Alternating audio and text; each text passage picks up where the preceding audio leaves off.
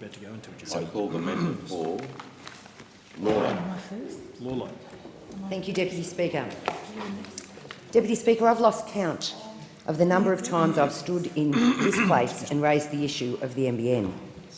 In Lawler, in our high-growth community, there have been no new areas added to the NBN rollout since the 2013 election.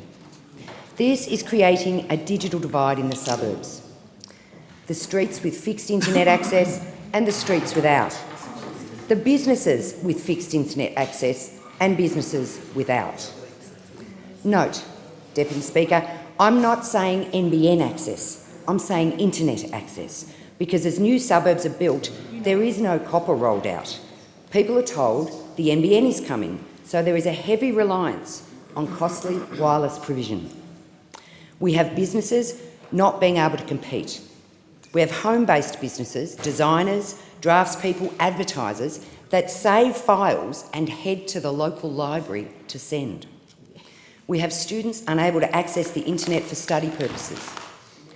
Deputy Speaker, in a community where so many are migrants to this great nation, we have families that want to stay in touch with overseas members of their family. They can't do this from their homes. Some are staying after hours at work to make contact. The NBN is coming, they are told, but when? Remember, there have been no new areas added to the rollout maps since 2013. The NBN will be a powerful tool, Deputy Speaker. Businesses know that, families know that, our hospital and education providers know that. Google recently outlined the impact of reliable internet provision for small business. In an electorate with over 9,000 small businesses, I know the people of Lawler know that. Small business in Lawler accounts for a third of our economic output. They are being held back by the poor provision of the internet. My recent broadband survey was an opportunity for locals to share their experiences and frustrations. To quote a few, I have lived in Tarneet. We've been here for 16 months.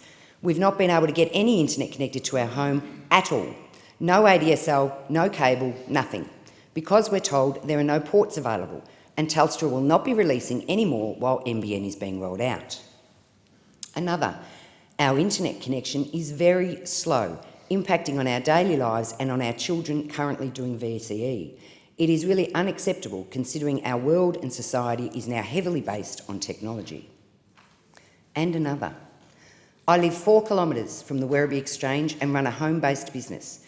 The internet speeds are pathetic, making it difficult for me to maintain online backups of my work and send work to clients over the internet. Deputy Speaker, I have raised this issue several occasions, and I know colleagues have too. In my diary yesterday was an event with must attend noted next to it. It was the NBN showcase. I was keen to attend to understand the issues and hopefully hear about progress and solutions. In this place, most of us are solutions-based. We are here to represent our communities and to ensure that they are getting what they need from this government. I wanted to know more so I could better inform the Lawler residents, our health and education providers and the local businesses about the rollout, about timelines and about the technology mix. I expected, Deputy Speaker, perhaps naively, that this would be a bipartisan event. Most events of this nature held in Parliament House are.